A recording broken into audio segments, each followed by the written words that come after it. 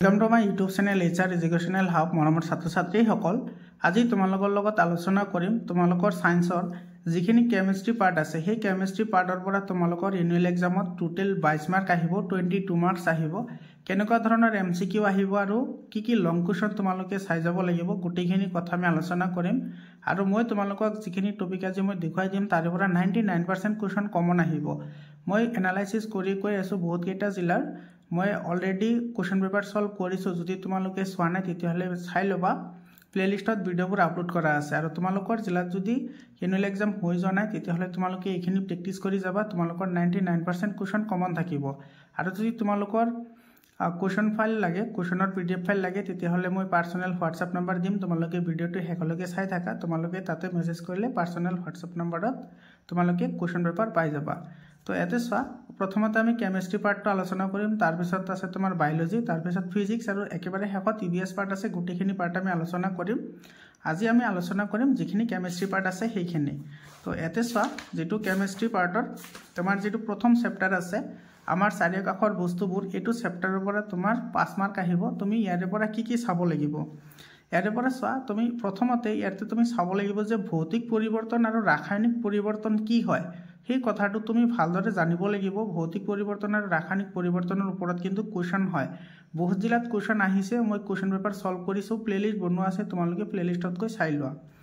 এতে চোৱা তুমি ইয়াতে প্ৰথমতে এটো যে কণিকা পঞ্চতত্ত্ব কি হয় এটো চাবা তাৰ পিছত পদাৰ্থৰ যিবোৰ ভৌতিক গুণ আছে সেই গুণবোৰ চাবা ঠিক আছে এই গুণকেটা তিনিটা গুণ আছে সেই গুণকেটা চাবা আৰু তাৰ পিছত এটো ইয়াতে যিখিনি তোমাৰ ডেসক্ৰিপচন আছে আৰু বিশেষকৈ তোমাৰ এই কাৰ্যকলাপটো চাবা ইয়াৰ ওপৰত কিন্তু বিভিন্ন ধৰণৰ কোৱেশ্চন হয় তাৰ পিছত তোমাৰ ইয়াতে চাবা বিগলন আৰু তোমাৰ যেটো গলন আছে বা তোমাৰ বেপন আৰু আশ্ৰিতি আছে হেতু ডেফিনিশন কিন্তু তুমি চাব লাগিব ইয়াৰ ওপৰত কিন্তু কোৱেশ্চন হয় ঠিক আছে আৰু ইয়াৰ পৰা চোৱা তুমি প্ৰশ্নাৱলীৰ পৰা তুমি কি চাবা এক নম্বৰটো তোমাৰ MCQ হিচাপে আহে ঠিক আছে ইয়াৰে তুমি কি চাবা যেটো 2 আৰু 3 এই কোৱেশ্চন দুটা তোমালোকে চাই যাবা 2 মাৰ্কৰ কাৰণে এনেকুৱা ধৰণৰ কোৱেশ্চন কিন্তু পৰীক্ষাত আহে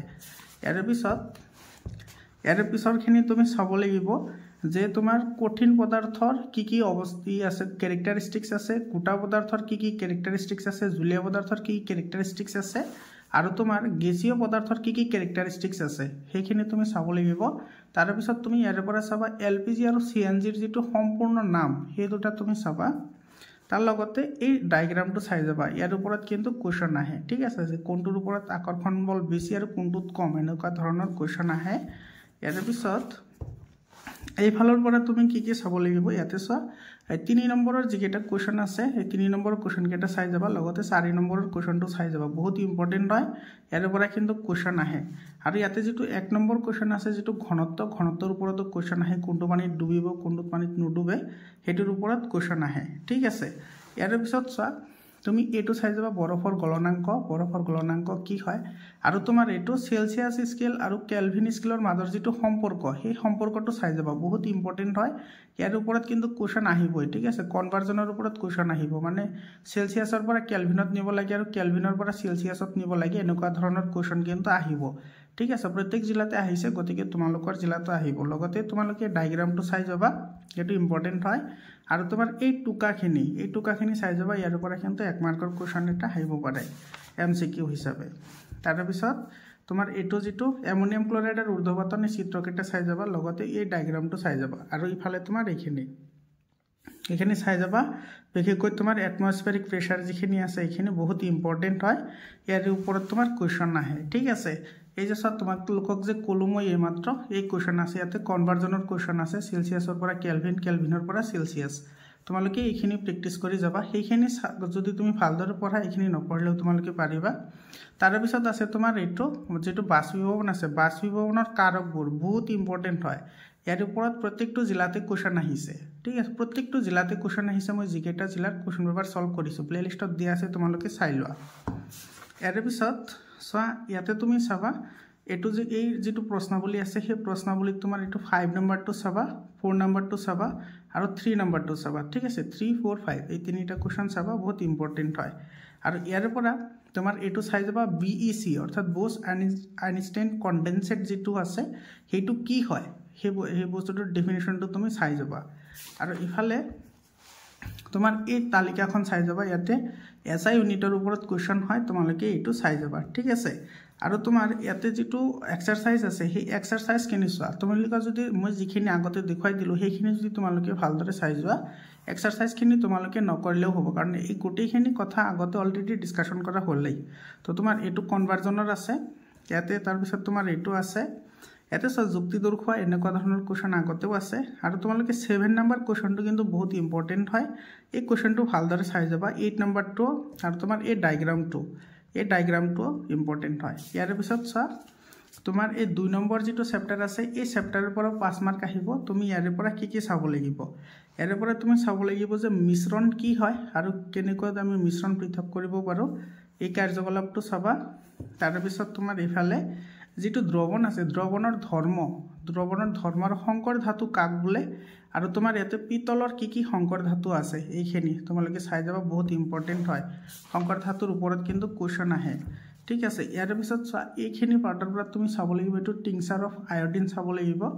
তাৰ পিছত তোমাৰ এটো 3 নম্বৰটো ইয়াতে 2 আৰু 3 নম্বৰ পইণ্টটো ভালদৰে চাই যাবা বহুত ইম্পৰ্টেন্ট হয় দ্ৰৱণৰ ধৰ্ম চাবা দ্ৰৱণৰ ধৰ্ম কিন্তু ইয়াৰ ওপৰত তোমাৰ এমসিকিউ বা তোমাৰ 3টা কাৰেক্ট বা 4টা কাৰেক্ট থকা কোৱেশ্চন হ'ব পাৰে তাৰ পিছত তোমাৰ সংপৃক্ত দ্ৰৱ আৰু অসংপৃক্ত দ্ৰৱৰ ডিফাৰেন্স চাই যাবা ইয়াৰ পিছত তোমাৰ দ্ৰৱণৰ ক্ষাৰতাৰ যি দুটা ফৰ্মুলা আছে ফৰ্মুলা দুটা চাবা লগতে এক্সাম্পলটো চাবা বহুত ইম্পৰ্টেন্ট হয় প্ৰলম্বনৰ ধৰ্ম কেটা চাই যাবা তাৰ পিছত তোমাৰ কলয়ডীয় দ্ৰৱণৰ ধৰ্ম এইখিনি পাৰ্ট তুমি চাই যাবা এই ডায়াগ্ৰামৰ লগতে এইখিনি পাৰ্ট চাই যাবা বহুত ইম্পৰ্টেন্ট হয় ইয়াৰ ওপৰত কোৱেশ্চন আহিব ঠিক আছে ইয়াতে আছে সো এটো কলয়ডীয় দ্ৰৱণৰ ধৰ্ম দিয়া আছে কলয়ডীয় দ্ৰৱণৰ উদাহৰণ দিয়া আছে ইয়াতে এক্সাম্পল দিয়া আছে ইয়াৰ পিছত তোমাৰ এইখিনি তুমি চাব লাগিব ঠিক আছে এই যেটো তোমাৰ ই আছে এটোৰ পৰা কিন্তু কোৱেশ্চন আহে ঠিক আছে প্ৰত্যেকটো জিলাতে আহিছে কোৱেশ্চন এটোৰ পৰা তাৰ পিছত তোমাৰ আমি মিশ্ৰণবোৰ কেনেদৰে সেপাৰেট কৰিব পাৰো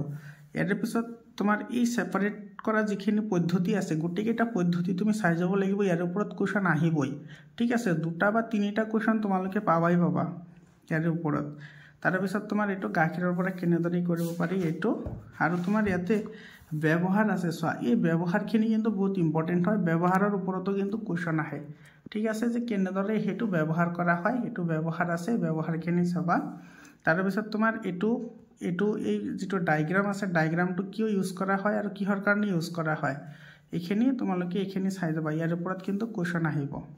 ঠিক আছে ইয়াৰ পিছত বৰ্ণলেখন পদ্ধতি যেটো আছে বৰ্ণলেখন পদ্ধতিটো আমি কিয় ইউজ কৰো আৰু ইয়াৰ ব্যৱহাৰ বহুত ইম্পৰ্টেন্ট হয় ইয়াৰ পিছত তোমাৰ এটো পাতন পদ্ধতি আৰু তোমাৰ ইফালে আছে আংশিক পাতন পদ্ধতি দুটা পদ্ধতি বহুত ইম্পৰ্টেন্ট হয় দুটা পদ্ধতিৰ বিষয়ে তোমালোকৰ নলেজ লাগিব ইয়াৰ পিছত তোমালোকে এইখিনি চাই যাবা এটোৰ ব্যৱহাৰ এটো এইখিনিৰ পৰা তুমি এটো ব্যৱহাৰখিনি চাই যাবা ব্যৱহাৰখিনি চাই গলে হৈ যাব ইয়াৰ পিছত এটো ভৌতিক পৰিৱৰ্তন আৰু যেটো ৰাসায়নিক পৰিৱৰ্তন আছে ইয়াৰ মাজত যিখিনি ডিফাৰেন্স আছে মানে কেতিয়া ভৌতিক পৰিৱৰ্তন হয় আৰু কেতিয়া ৰাসায়নিক পৰিৱৰ্তন হয় বহুত ইম্পৰ্টেন্ট হয় আৰু এই প্ৰশ্নাৱলী গুটেখিনি চাই যাবা প্ৰশ্নাৱলীখিনি ইয়াৰ পিছত তোমাৰ এই পাৰ্টখিনি চাই যাবা ইয়াৰ ওপৰও কিন্তু কোৱেশ্চন আহিব ইয়াৰ ওপৰত কোৱেশ্চন আৰু তোমাৰ এই মৌল শব্দটো সৰ্বপ্ৰথম কোনে ব্যৱহাৰ কৰিছিল মানে মৌলৰ বিষয়ে তোমালোকে এইখিনি কথা ভালদৰে পঢ়ি যাবা ইয়াৰ পৰা কিন্তু কোৱেশ্চন আহিব ঠিক আছে এইখিনিৰ পৰা এইখিনি পাৰ্টৰ পৰা কিন্তু কোৱেশ্চন আহিব কাৰণ প্ৰত্যেকটো জিলাতে কোৱেশ্চন আহিছে ইয়াৰ পৰা ইয়াৰ পিছত তোমাৰ এটো তোমাৰ 2 মাৰ্ক বা 3 মাৰ্কৰ কাৰণে মিশ্ৰণ আৰু যৌগৰ পাৰ্থক্য এটো আজি তোমালোকে প্ৰেক্টিস কৰা ঠিক আছে তো এইখিনি চালে হৈ যাব ইয়াৰ পিছত তোমাৰ এই লাষ্টত তোমাৰ এইখিনি পাৰ্ট চাই যাবা এইখিনি চাই গলে তোমাৰ হৈ যাব ঠিক আছে আৰু ইয়াতে তোমাৰ কোনটো ভৌতিক পৰিৱৰ্তন হয় এটো এইখিনি আছে তাৰ পিছত তোমাৰ ইয়াতে তোমাৰ এই যেটো ডি নম্বৰ যেটো কোৱেশ্চন আছে ডি নম্বৰ কোৱেশ্চনটো চাই যাবা ভালদৰে আৰু ইফালে এই কোৱেশ্চন কেটা একেবাৰে ইজি হয় কোনটো ভৌতিক পৰিৱৰ্তন বা কোনটো বিশুদ্ধ পদাৰ্থ কোনটো টিন্ডেল পৰিঘটনা দেখুৱায় ইয়াৰ পৰাও কিন্তু এমসিকিউ আহে ঠিক আছে এইটো পাৰ্টৰ পৰা তোমালোকে এইখিনি চাই যাবা ইয়াৰ পিছত এইটো তোমাৰ ইয়াতে আছে ৰাসায়নিক পৰিৱৰ্তন হয় নে নহয় অণু আৰু পৰমাণু যেটো চেপ্টাৰ আছে হেতুৰ পৰা তোমাৰ 6 মাৰ্ক আহিব গতিকে তোমালোকে এই চেপ্টাৰবোৰ কিন্তু তোমালোকৰ ক্লাস 10ত 100% লাগিব কেমিষ্ট্ৰি পাৰ্ট যিখিনি আছে 100% লাগিব ক্লাস 10ত গতিকে তোমালোকে এইবোৰ কেতিয়াও ইগনোৰ নকৰিবা বহুত ইম্পৰ্টেন্ট হয় লাগিব এইখিনি গুটেইখিনি ইয়াতে চোৱা ৰাসায়নিক সংযোগৰ বিধি যিটো আছে দুটা বিধি আছে এটা হৈছে ভৰণ নিত্যতা সূত্ৰ আৰু এটা হৈছে তোমাৰ স্থিৰানুপাত বিধি দুটা বিধি তোমাৰ লাগিব আৰু কোনে দিছিল হেতু লাগিব এইখিনি তোমালোকে ভালদৰে চাবা ইয়াৰ ওপৰত কিন্তু কোৱেশ্চন হ'ব ইয়াৰ পিছত চোৱা এটো স্থিৰানুপাত বিধি এইখিনি তোমালোকে ভালদৰে চাই যাবা বিশেষকৈ তোমাৰ এইখিনি অক্সিজেনৰ পানীত হাইড্ৰজেন আৰু অক্সিজেনৰ ভৰৰ অনুপাত কিমান হয় তাৰ পিছত তোমাৰ এমোনিয়াত নাইট্ৰজেন আৰু হাইড্ৰজেনৰ ভৰৰ অনুপাত কিমান হয় ইয়াৰ পিছত তোমাৰ এটো ভৰণ নিত্যতা সূত্ৰটো স্থিৰানুপাত বিধি এটো আৰু ইফালে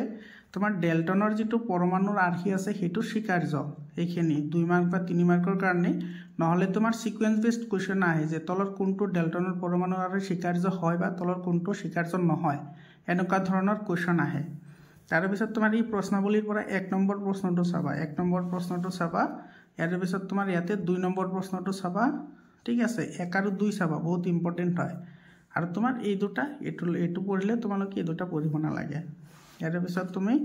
পৰমাণু কি হয় তাৰে পৰা তুমি এই পাৰ্টখিনি চাব লাগিব এইখিনি পাৰ্ট তাৰ পিছত তোমাৰ চোৱা এটো মৌলৰ চিহ্ন সৰ্বপ্ৰথম কোনে ব্যৱহাৰ কৰিছিল এইখিনি পাৰ্ট আছে ইয়াতে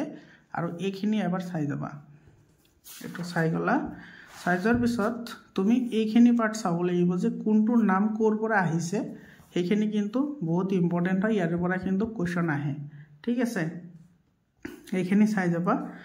তাৰে পিছত তোমাৰ পাৰমাণবিক ভৰ একক কি হয় পাৰমাণবিক ভৰ একক তোমাৰ ইয়াতে ডেফিনিশন আছে পাৰমাণবিক ভৰ এককৰ ডেফিনিশন তোমাৰ ইয়াতে আছে তুমি এইখিনি চাব লাগিব ধুনিয়াকৈ ঠিক আছে ইয়াৰ পিছত চোৱা অণু কি হয় অণু কি তাৰে ওপৰত তোমালোকে এটা মৌলৰ অণু যিখিনি আছে সেই গুটি এইখিনি পাৰ্ট তোমালোকে ভালদৰে পঢ়ি যাবা আৰু পাৰমাণবিকতা কাক বলে এটো কিন্তু ভালদৰে চাই যাবা বহুত ইম্পৰ্টেন্ট হয় আৰু তোমাৰ ভৰ হিচাপত কিমান অনুপাত কোনটোত থাকে গুটিখিনি এটো চাই যাবা ইয়াৰ পৰা কিন্তু কোৱেশ্চন হয় ইয়াৰ পিছত চা যৌগৰ অণু তোমালোকে এই পাৰ্ট এই টেবুলটো ভালদৰে চাই যাবা এইবোৰ তোমালোকে মুখস্থ কৰাৰ দৰকাৰ নাই তোমালোকে দুই এবাৰ প্ৰেক্টিস কৰিলে তোমালোকৰ এইবোৰ আহি যাব ঠিক আছে যে এনেকুৱা নহয় যে মনত নাথাকে মনতো থাকিব দুই এবাৰ প্ৰেক্টিস কৰিবা মানে লিখিবা দুই এবাৰ হৈ যাব ঠিক আছে ইয়াৰ পিছত চোৱা যেটো সৰল যৌগৰ সংকেত মানে যৌগবোৰৰ যে সংকেত লিখা হয় সেই সংকেত কিন্তু তোমালোকৰ পৰীক্ষাত আহিবই 100% গ্যাৰান্টি সংকেতবোৰ তোমালোকে চাব লাগিব এওৰ কেনেকৈ সংকেত লিখা হয় ইয়াৰ ওপৰত তোমালোকৰ ইফালৰ পৰা যিখিনি এক্সাম্পল দি আছে সেইখিনি লগতে প্ৰশ্নাৱলী ইয়াৰ পৰা কোৱেশ্চন আহিবই ঠিক আছে আহিবই বুলি কৈছো আহিবই তাৰ পিছত তোমাৰ চা এটো যেটো ভৰ হয়না ভৰ নিৰ্ণয় কৰা আণবিক ভৰ কেনেকৈ নিৰ্ণয় কৰা হয় বহুত ইম্পৰ্টেন্ট হয় তাৰ পিছত তোমাৰ সংকেতগুণ ভৰ এইখিনি ক্যালসিয়াম ক্লোৰাইডৰ আছে লগতে এইখিনি চাই যাবা আৰু মোস্ট ইম্পৰ্টেন্ট এইখিনি ইয়াৰ ওপৰত কিন্তু এটা এমসিকিউ পাবাই ঠিক আছে এটোৰ ওপৰত তোমালোকৰ এটা কোৱেশ্চন আহিব তাৰ পিছত তোমাৰ এটো এভোগাড্ৰৰ যেটো সংখ্যা এই সংখ্যাটো চাই যাবা তাৰ পিছত তুমি এইখিনি চাই যাবা মূল শব্দটো সৰ্বপ্ৰথম কোনে ব্যৱহাৰ কৰিছিল তাৰ পিছত এক মলত কিমানটা পৰমাণু থাকে আৰু ইয়াতে তোমাৰ মলৰ সংখ্যা গণনা কৰা এইখিনি মলৰ সংখ্যা গণনা কৰা ইয়াৰ পৰা কিন্তু কোৱেশ্চন আহিব ঠিক আছে পাৰমাণবিক ভৰ আৰু মলৰ সংখ্যা গণনা কৰা তাৰ ওপৰত কোৱেশ্চন আহিব ইয়াতে যিকেটা এক্সাম্পল আছে এক্সাম্পল কেটা চাই গলে তোমালোকৰ হৈ যাব ঠিক আছে এইখিনি প্ৰেক্টিস কৰি যাবা আৰু ইফালে তোমাৰ এক্সাৰসাইজৰ পৰা এটো সংকেত লিখা এটা যেটো তোমাৰ 3 নম্বৰ যেটো কোৱেশ্চন আছে না এই কোৱেশ্চনটো চাই যাবা বহুত ইম্পৰ্টেন্ট হয় বহু পাৰমাণবিক আয়নবোৰ কি তাৰ পিছত তোমালোকে এইখিনি প্ৰেক্টিস কৰিবা এবাৰ প্ৰেক্টিস কৰিলে তোমালোকৰ হৈ যাব ইমান টেনচন লোৱাৰ দৰকাৰ নাই এবাৰ প্ৰেক্টিস কৰিবা তোমালোকৰ এইখিনি গুটিখিনি হৈ যাব ঠিক আছে তোমালোকে এইখিনি চাই যাবা আৰু ইয়াতে তোমাৰ 11 নম্বৰ আৰু 10 নম্বৰটো ভালদৰে প্ৰেক্টিস কৰিবা এই দুটা তো এইখিনি তোমাৰ 3 নম্বৰ চেপ্টাৰ আছিল এতে 4 নম্বৰ চেপ্টাৰ এটোৰ পৰা 6 মাৰ্ক আহিব তো টোটাল তোমাৰ হৈ গল 22 মাৰ্কস তোমালোকে যদি ভালদৰে প্ৰেক্টিস কৰা তোমালোকে 2 মাৰ্ক আৰু এমসিকিউৰ কাৰণে 99% কোৱেশ্চন ইয়াৰ পৰা কমন আহিব তোমালোকে চাবা তোমালোকৰ এক্সামত এতে চোৱা তোমাৰ পৰমাণুৰ গঠনৰ পৰা তুমি কি চাব লাগিব প্ৰথমতে এইখিনি চাব লাগিব যে তোমাৰ ইয়াতে কেৰ্নেল ৰশ্মি কি হয়